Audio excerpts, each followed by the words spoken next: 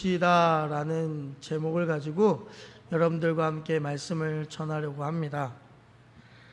우리 단어 중에 헬조선이라는 단어를 들어보신 적 있으신가요? 네. 헬조선이라는 단어가 유명했던 적이 있습니다. 한국 사회가 워낙 경쟁이 치열하고 삶이 팍팍하다 보니까 그 현실을 지옥이라고 빗대어 표현한 것이죠. 그런 분위기 속에서 한국을 떠나서 이민을 가고자 하는 사람들이 이때 당시에 진짜 많았어요. 그래서 몇 해 전에 취업 전문 사이트인 잡코리아라는 곳에서 성인 남녀 4,800명을 대상으로 이런 질문을 했다고 합니다. 기회가 된다면 이민을 갈 생각을 하십니까? 라는 질문을 했대요. 자, 여러분들도 한번 마음속으로 대답해 보시죠. 여러분들에게 만약에 기회가 된다면 이민을 가시겠습니까? 안 가요. 아니, 마음속으로 생각하시라고요. 마음속으로. 네, 그런데 놀랍게도요, 그때 당시에 이 질문을 똑같이 했는데 4,800명 중에 70%가 가겠습니다라고 대답을 했습니다. 10명 중 7명이 기회만 되면 이민을 가겠다고 대답했으니까 굉장히 높은 비율이죠. 좀 더 여유 있고 행복한 삶을 위해서라면 이민도 마다하지 않겠다라고 얘기한 것입니다.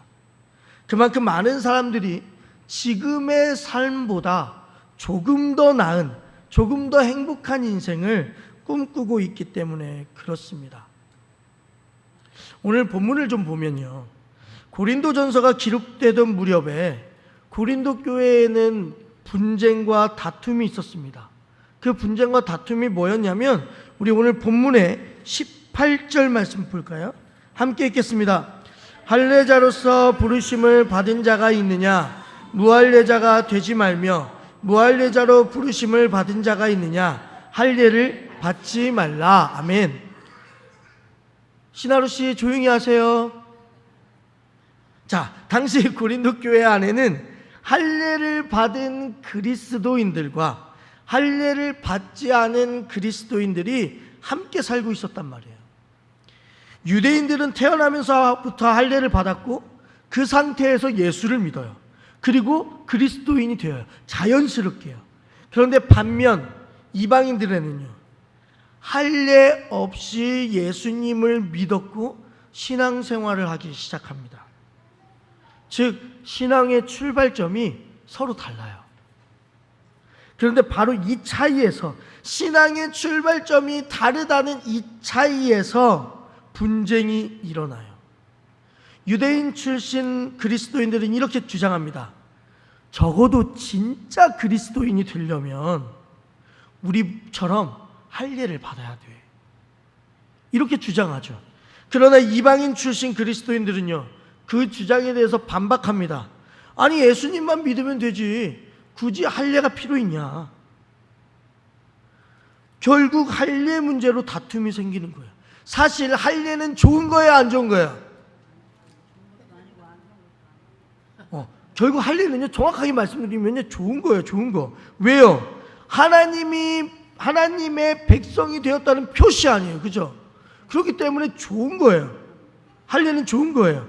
그러나 그 좋은 것 때문에 지금 교회 안에서 뭔 일이 생겼어요? 갈등이 생기고 분쟁이 생기고 문제가 생겼단 말이에요. 그러다 보니 자연스럽게요, 사람들은 점점 행복을 잃어갑니다. 행복하고자 교회를 다니기 시작했는데 오히려 교회 때문에 마음이 상하고 신앙생활이 무거운 짐이 되어버린 것이죠. 여러분들도 그러한 것을 느끼지 않으시나요? 오늘날 우리는 어떤가요? 교회를 다니는 것이, 신앙생활을 하는 것이 정말 여러분들 마음 가운데 기쁨이 되고 계십니까? 이때는 속으로 아멘 하신 거죠? 네. 아니면 그 반대로 교회 안에서 생각의 차이나 관계의 어려움 때문에 오히려 신앙생활이 짐이 되고 계신가요? 분명히 사도 바울은요, 우리에게 이렇게 명령합니다. 항상 기뻐하라라고 명령하신단 말이에요. 주 안에서 기뻐하는 일은 우리가 미뤄서는 될 일이 아니에요. 그러면 언제요? 항상이라고 말하잖아요. 항상. 즉 기쁨과 행복의 회복은 내일로 미루는 것이 아니라 지금 당장 우리에게 있어야 돼요. 근데 그 마음이 우리에게 있지 않다면요, 회복해야 되겠죠. 언제요? 지금 당장. 이러한 마음으로 우리가 본문을 보면서 행복하게 살기 위해 필요한 것들이 무엇이 있는지를 우리가 한번 생각해 보았으면 좋겠습니다. 유대인 출신 그리스도인들은요, 이방인 출신 그리스도인들을 은근히 얕잡아보는, 은근히 낮춰보는 경향이 있어요. 그래서 이렇게 생각한단 말이에요. 우리는 구약시대 때부터 하나님이 선택하신 백성이다라고 말해서 뭐라고 말하냐면 우리는 선민이다 이거예요. 선민. 하나님이 선택하신 백성. 그러다 보니까 우리는 할례도 받았다. 우리야말로 뼈대 있는 신앙이다라고 유대인들 가운데서는 그렇게 외치고 있는 사람들이 많단 말이에요. 그러다 보니 이방인 출신 그리스도인들이요, 예수님을 믿고 세례를 받았지만 사람들의 시선을 의식해서 할례를 받는 사람들이 한 명 한 명씩 생겨나기 시작해요. 왜 그러한 사람들이 생겨나냐면 신앙생활하는 데 있어서 누구한테 책 잡히고 싶지 않잖아요. 그죠? 그러다 보니까 자연스럽게 이방인인데도 불구하고 내가 할례를 받고 오겠다 해서 할례를 받는 분들이 계신다고요. 근데 이 말씀을 제가 처음에 묵상했을 때 참 씁쓸한 마음이 들었어요. 뭐 때문에 그러냐면 솔직히 생각해 보세요. 이런 식으로 신앙생활하면요, 얼마나 피곤할까요? 남의 눈치를 보고 남의 기대에 맞추어 산다는 것이 너무나도 피곤할 것 같아요. 결국에는요, 의무감만 남다 보니까 신앙생활의 행복이 전혀 없어져요. 그래서 시편 기자는 우리에게 신앙생활의 본질을 이렇게 얘기하거든요. 시편 62편 1절에서 2절 함께 읽겠습니다. 나의 영혼이 잠잠히 하나님만 바라며 나의 구원이 그에게서 나오는도다. 오직 그만이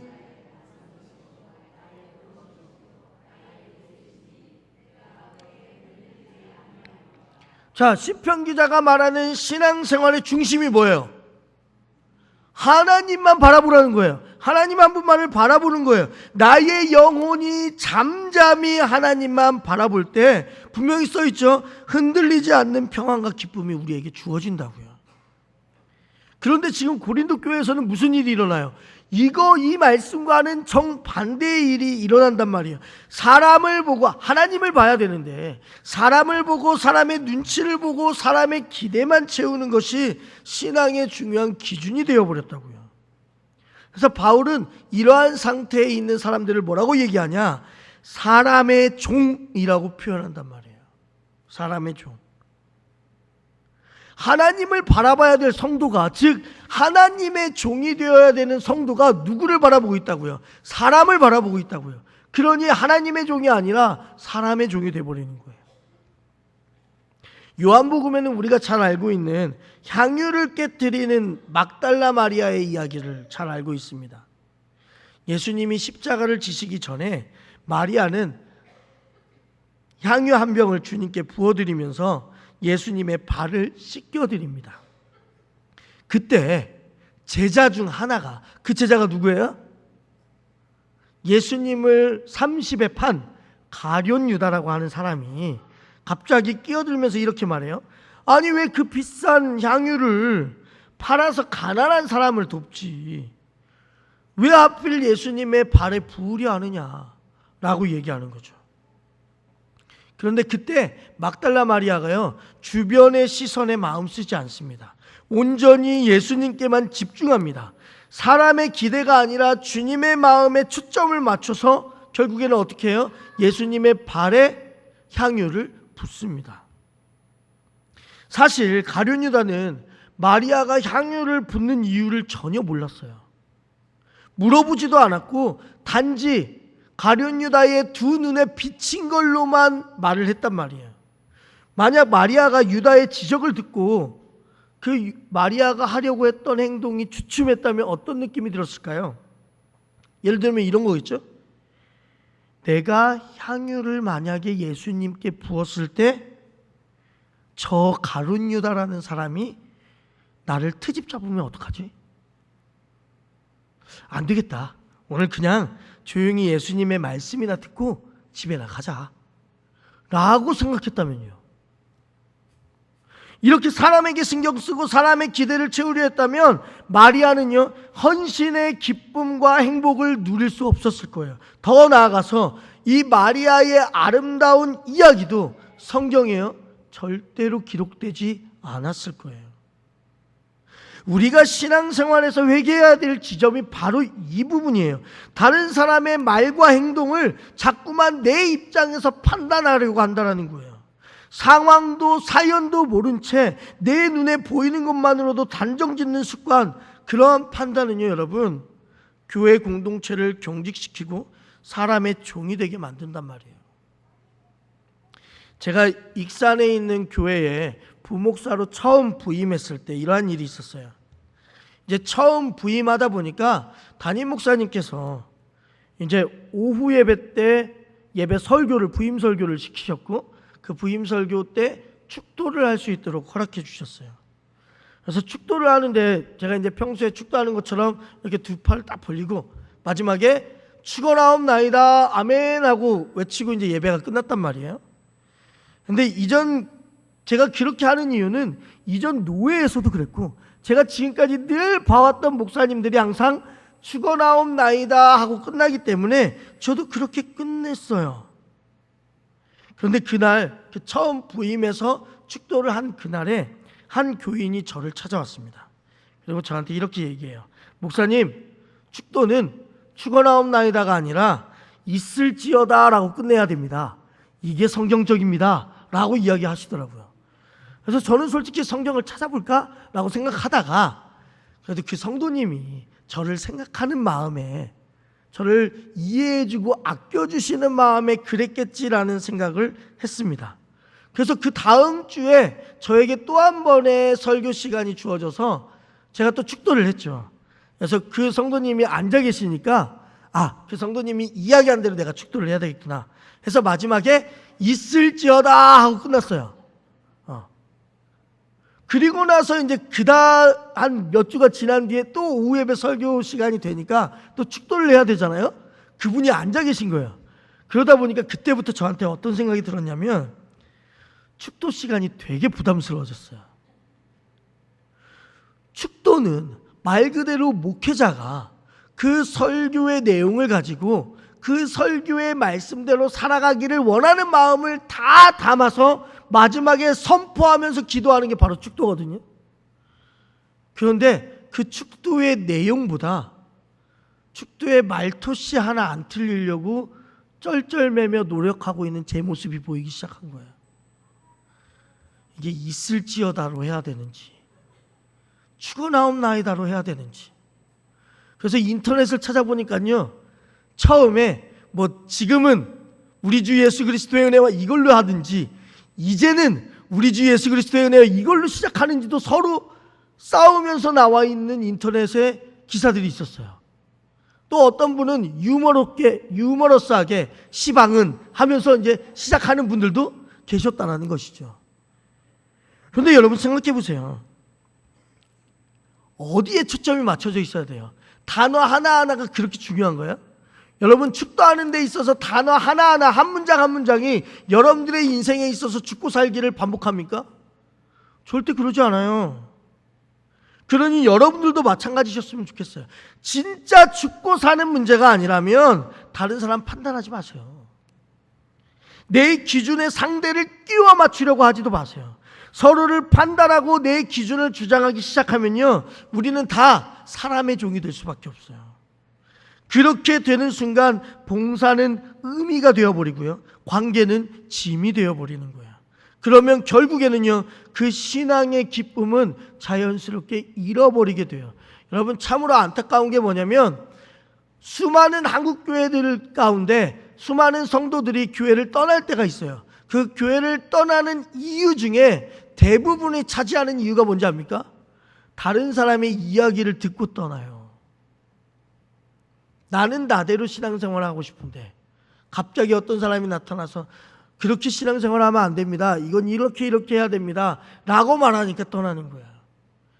여러분, 신앙생활은요, 여러분들과 하나님과의 관계예요.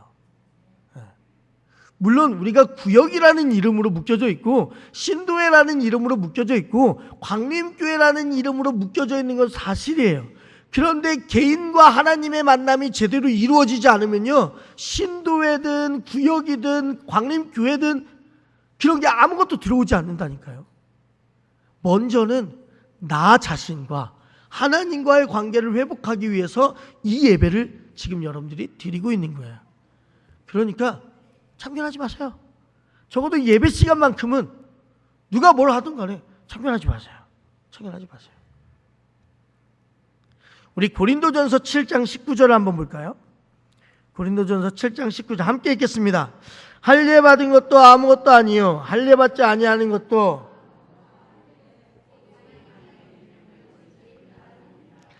자, 그래서 이러한 분쟁이 고린도 교회에 있으니까 사도 바울이 어떻게 결론을 내렸냐? 할례를 받았든지 받지 않았든지 중요하지 않다 이거예요. 진짜 중요한 건 뭐라고요? 그렇죠. 정확히 적혀져 있죠. 하나님의 말씀, 즉 하나님의 계명을 지킬 따름이니라 라고 써 있어요. 우리의 삶도 마찬가지예요. 우리의 삶을 좀 단순하게 만들 필요가 있어요. 이것저것 다 손에 쥐고 다 붙들려고 하면 도대체 언제 우리가 만족하고 행복할 수 있어요? 언제요? 바울은 고린도 교인들에게 이렇게 권면해요. 할례냐 무할례냐 그러한 복잡한 문제로 논쟁하지 말고 좀 단순해져라. 진짜 중요한 것은 하나님의 계명, 즉 하나님의 말씀을 지키는 거다. 그러니까 좀 단순해져라 라고 이야기를 하는 거예요. 그 용인 에버랜드에 가면 그 T 익스프레스라는 롤러코스터가 있습니다. 그 사진 한번 보여주실까요? 아마 이 다음에 있을 것 같은데요. 네, 이렇게 생겼어요. 그 T 익스프레스라고 하는 이 롤러코스터가 있어요. 여러분 혹시 타보셨나요? 네, 아마 타보신 분들은 강심장이신 분들이 많을 거예요. 저는 이거 무서워서 근처도 못 갑니다. 절대 안 탑니다. 누가 돈 준다 해도 절대 안 탑니다. 아무튼 이 T 익스프레스라는 것이요 56m 높이까지 올라가는데 이게 만들어진 게 이 목조로 만들어졌어요. 나무로. 그래서 나무로 만든 롤러코스터 중에서 세계에서 가장 높은 롤러코스터가 이 T 익스프레스입니다. 그만큼 짜릿하겠죠. 근데 이거 탈 때 주의사항이 있어요. 이거 타는데 가보면 주의사항이 나오는데 뭐라고 나와 있냐면 무섭다고 고개를 숙이면 안 됩니다라고 써 있어요. 왜 고개를 숙이면 안 될까요? 이 과학적인 용어로 중력 가속도라고 하죠. 위에서 밑으로 내려올 때 느껴지는 힘을 말하는데 그 중력 가속도 때문에 고개를 숙이면 목이나 허리에 무리가 가서 다칠 수가 있는 거예요. 그렇다고 고개를 이렇게 빳빳이 들고 무서움을 느끼며 탈 수 있는 사람이 과연 몇 명이나 될까?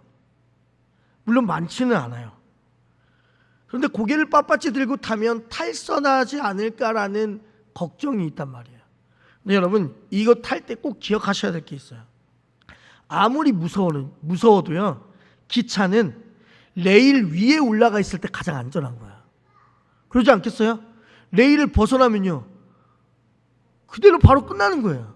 기차는 레일 위에 있을 때가 가장 안전한 거예요. 여러분 우리 인생도 마찬가지예요.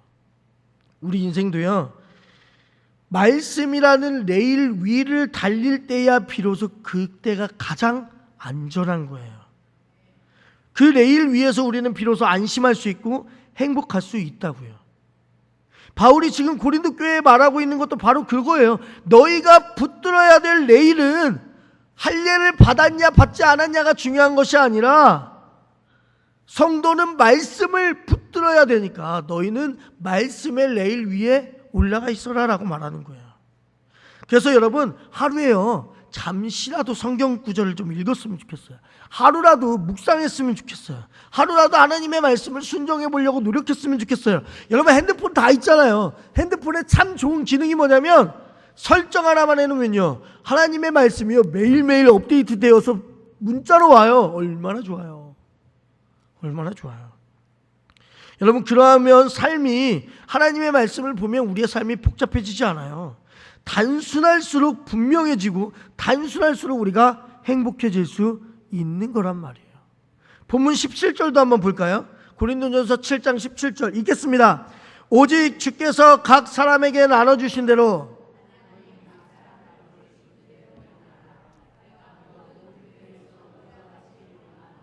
아멘. 바울이 말하는 거예요. 각 사람에게 나눠주신 대로, 부르신 그대로 행하라고 이야기한단 말이에요. 근데 뭘 나눠줬어요? 하나님께서 뭘 나눠줬냐고요? 부르심을 나눠줬단 말이에요. 그럼 그 부르심이 뭔데요? 유대인이냐 이방인이냐 할례자냐 무할례자냐, 이거는 하나님의 부르심이에요. 여러분, 이거 여러분들 마음대로 정할 수 있어요? 여러분들이 태어나는 곳, 장소, 엄마 아빠 고를 수 있어요? 없어요. 그건 온전히 하나님께서 부르심으로 이루어지는 거예요. 태어나 보니까 내가 대한민국 사람인 거예요. 태어나 보니까 우리 엄마 아빠가 지금 있는 분이신 거예요. 이런 것을 하나님이 각 사람에게 나눠주신 거예요. 우리가 스스로 택한 게 아니라고요. 그러니 우리에게 어떠한 자리를 주셨든지 간에 하나님이 그곳에 그 자리에 나를 세우셨다고 하면 감사하며 고백함으로 그곳에 살아야 되는 거예요. 물론 이 말씀 받아들이는 거 힘들어요. 어려워요. 왜 어렵냐면 21절 이하를 보면 종과 자유인에 대한 이야기 나오거든요. 당시 로마 제국의 전체 인구 중에 노예 비율이 얼마였냐면 60%였어요.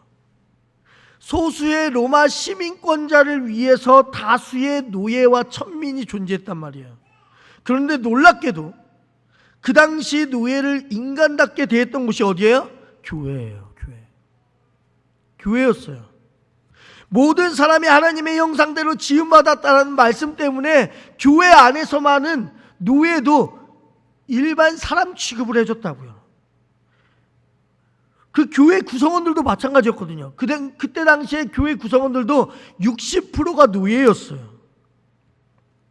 그리고 그 노예들이 간절히 바랐던 건 뭐였을까요? 자유였겠죠. 자유인이 되는 거예요. 그런데요, 사도 바울이 여기서 놀라운 주장을 해요. 뭐라고 주장을 하냐? 부르심을 받은 대로 살으라는 거예요. 우리가 20절 성경 말씀 보시면 아시겠지만 각 사람은 부르심을 받은 그 부르심 그대로 지내라라고 얘기하고 있는 거예요.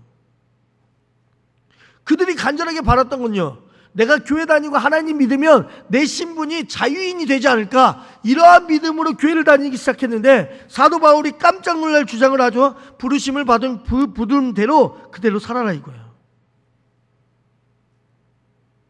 너가 지금 노예인 상태로 예수 믿고 그리스도인이 됐어? 그러면 그대로 살아.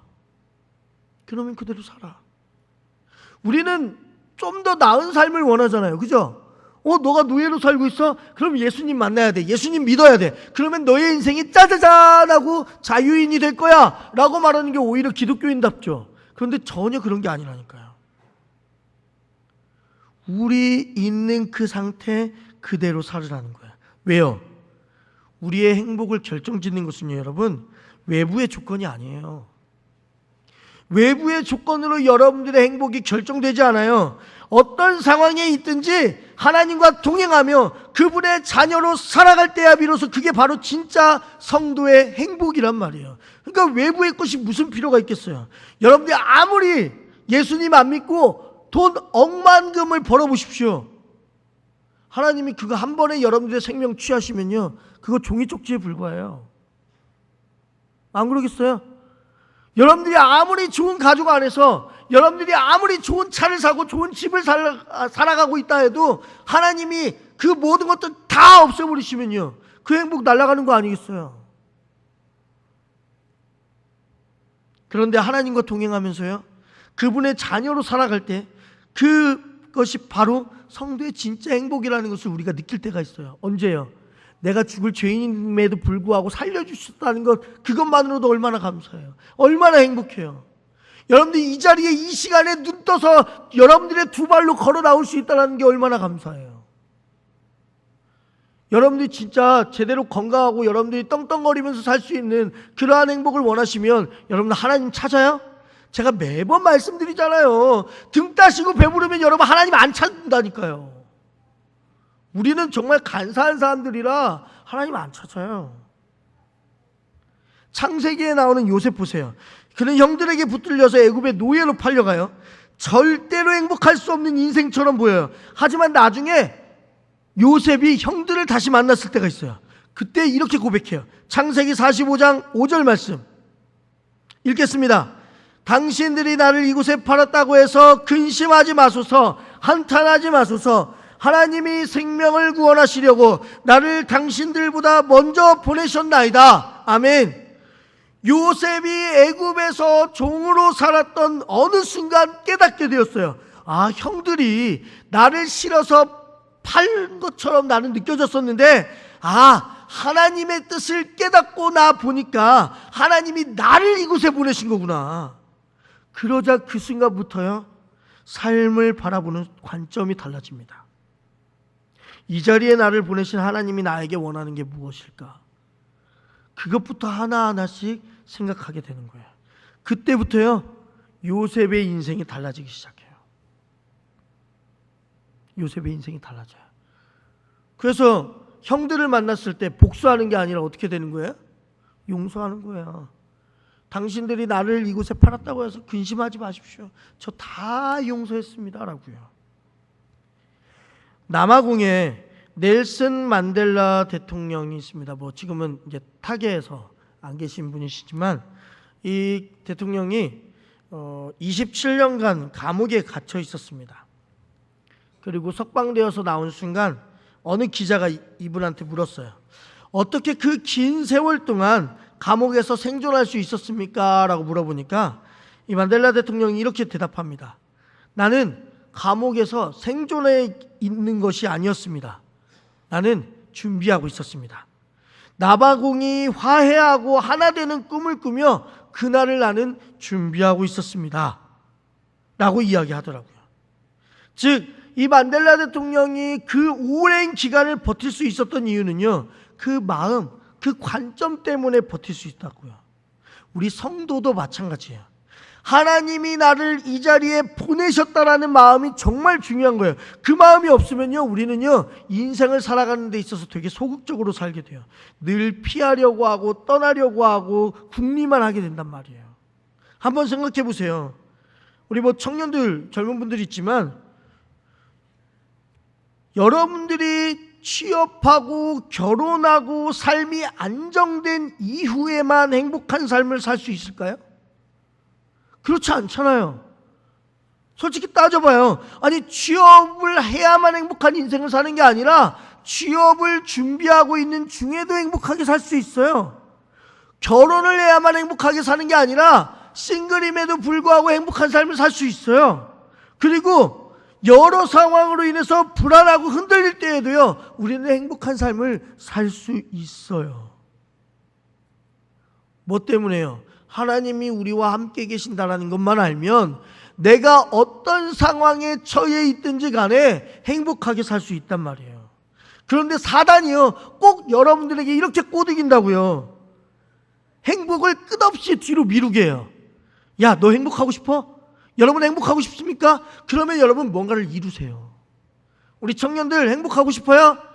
취업부터 하세요. 행복하고 싶어요? 결혼부터 하세요. 행복하고 싶어요? 좋은 학교부터 가세요. 이렇게 꼬드긴다고요. 그러면 우리 도대체 언제 행복해질 수 있어요? 언제요? 언제쯤이면 여러분들 모든 행복할 준비가 다 끝날 것 같아요? 죄송하지만 평생 준비해도 행복한 준비 못해요. 사랑하는 우리 광림교회 성도님들, 여러분들은 현재 지금 어느 위치에 있습니까? 이 자리가 바로 여러분들을 하나님께서 세우신 자리임을 반드시 믿으셨으면 좋겠습니다. 어디 서 있느냐가 행복을 결정하는 것이 아니라 지금 현재 여러분은 누구와 함께 있느냐가 행복을 결정하는 거예요. 하나님이 부르신 자리임을 믿음으로 선언하는 그 순간 하나님이 일하신다라는 것을 우리는 볼 수 있어요. 그리고 알게 되는 것이죠. 행복의 문이라는 게 그 멀리 있는 게 아니라, 행복의 문이라는 게 내가 뭔가를 이루어야만 열려 있는 게 아니라 항상 열려 있었던 거였구나. 하나님이 내 옆에 계시고 그 하나님과 함께하는 행복의 문이 항상 내 옆에 있었는데 나는 너무 멀리를 바라보고 찾고 있었구나 라는 것을 알게 된다고요. 그러니 사랑하는 우리 광림교회 성도님들, 우리 그 옆에 있는 문을 함께, 행복의 문, 예수님과 함께 있는 그 행복의 문을 함께 열어보지 않으시겠습니까? 지금 여러분 가운데요, 어떤 분은 교회를 다니고 예수님을 믿고 있음에도 불구하고 행복하다는 생각이 들지 않을 수 있어요. 하지만 여러분 기억하세요. 우리 인생을 만들어주시고 세워주시고 이 우리 인생을 주관하시는 분은 하나님 한 분밖에 없어요. 바로 오늘 이 삶의 현장이 여러분들의 부르심의 자리임을 선포하셨으면 좋겠어요. 피하고 싶기도 하고 외면하고 싶은 자리일 수도 있어요. 하지만 이 자리가 하나님이 여러분들을 부르셔서 앉히신 자리예요. 그러니 요셉처럼 고백하셨으면 좋겠어요. 하나님이 나를 이곳에 세우셨습니다. 그래서 우리 마지막으로 여러분들의 이름을 넣어서 한번 외쳐보시죠. 하나님이 나 누구누구를 이곳에 세우셨습니다 라고요. 자, 큰 소리로 외쳐봅시다. 시작. 하나님이 나 신주현을 이곳에 세우셨습니다. 아멘. 이 믿음 가지고 항상 행복이 여러분 곁에 있다는 사실을 알고 주님께서 이제 더 주신 남은 6개월간의 삶을 힘차게 살아갈 수 있는 우리 광림교회 성도님들이 되시기를 주님의 이름으로 축원합니다. 기도하겠습니다. 사랑의 하나님, 하나님이 우리를 이 자리에 세우셨으니 사람의 기대를 채우며 사는 것이 아니라 하나님의 시선과 마음을 따라 살기를 원합니다. 요셉처럼 우리가 서 있는 자리가 참 힘겨울 때도 있습니다. 그러나 우리의 행복을 결정하는 것은 내가 어떤 자리에 있는지가 아니라 내가 누구와 함께 하는지를 아는 데 있음을 깨닫게 하여 주시옵소서. 그리하여 이 믿음을 굳건히 하여 매일매일 주님과 함께 행복의 문을 열고 싶습니다. 그러한 행복의 문을 열 수 있는 우리 모든 성도님들이 되시기를 주님의 이름으로 축원하며 나아갈 수 있는 우리 모두가 되어줄 수 있도록 인도하여 주시옵소서. 예수님의 이름으로 기도드립니다. 아멘.